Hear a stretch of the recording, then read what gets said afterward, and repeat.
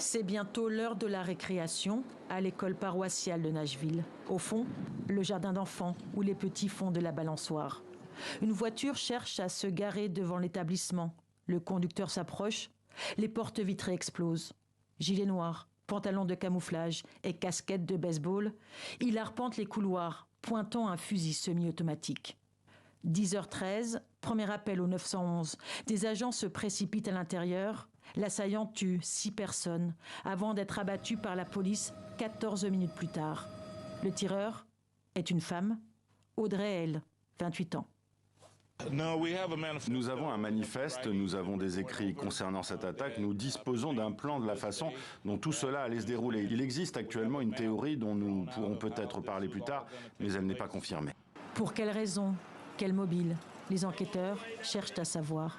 Plus jeune, Audrey L. était élève dans cette institution chrétienne privée. Elle avait, selon la police, préparé cette attaque, et pas que celle-ci. Cette petite école n'était visiblement pas sa seule cible. Ses victimes sont des enfants. Ali, la fille du pasteur, Evelyn et William, âgés de 9 ans, et des membres du personnel, Mike, Cynthia et Catherine, tous la soixantaine. Les habitants de la ville ont organisé une veillée. Nous avons prié toute la journée. Nous nous sommes sentis obligés de venir ici pour montrer notre soutien à la communauté de Nashville. Un fusil d'assaut, une arme automatique et une arme de poing. Les autorités ont publié des photos, tout ce que l'assaillante portait sur elle.